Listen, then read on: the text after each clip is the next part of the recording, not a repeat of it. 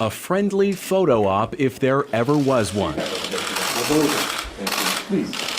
U.S. Secretary of State Mike Pompeo in Riyadh, all smiles, with the man accused abroad of orchestrating Jamal Khashoggi's apparent assassination. That's Crown Prince Mohammed bin Salman. Thank you for hosting me.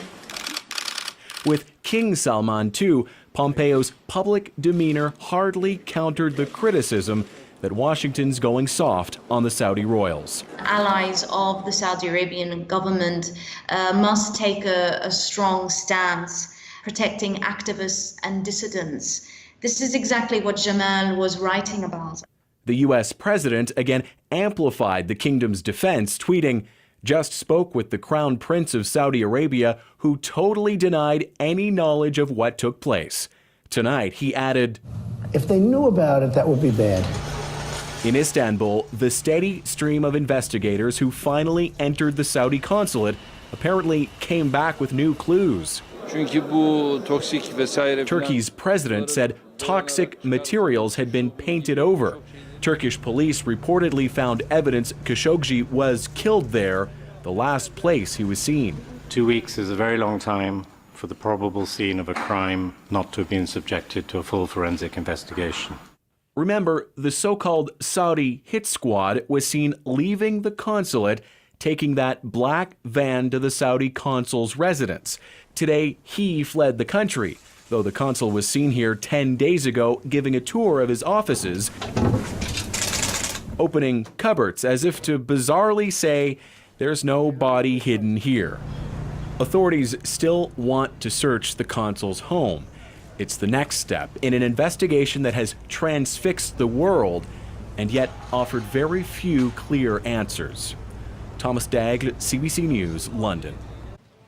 Now, Canada's relationship with Saudi Arabia is already strained over human rights concerns. Ottawa's tweets criticizing the country sparked a diplomatic dispute that has yet to be resolved. As Murray Brewster now tells us, though, Jamal Khashoggi's disappearance has some questioning again whether this country should be selling light armored vehicles to Saudi Arabia. Fundamentally, this issue is a matter of principle. It has been the classic refrain ever since the Liberals said yes to the deal to sell armored vehicles to Saudi Arabia over the objections of human rights groups. We will be respecting that contract.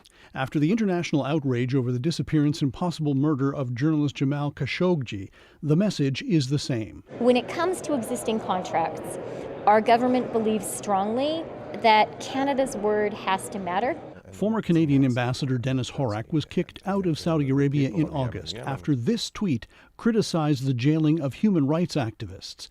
Despite that, he is still firmly behind the arms sale. It's a good deal for Canada. Horak, now retired, says Canadians need to face the facts. When countries have arms and they're in wars, they're going to use them. And I think we have to expect that if we're going to be in the arms industry.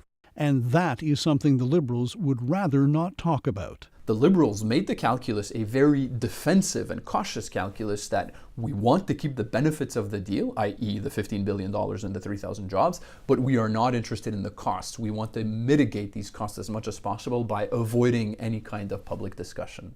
A key part of that discussion for Amnesty International is how and where those LAVs could be used, especially along the Saudi border with Yemen. We're selling armaments to a country where there's a very good chance they could be deployed along that violent border, that border where war crimes and human rights violations are being committed, and that's the reason we need to pull the plug on this deal. But is that possible? These photos taken recently by CBC News show brand new armored vehicles lined up near the dock in St. John, New Brunswick, ready for shipment somewhere overseas.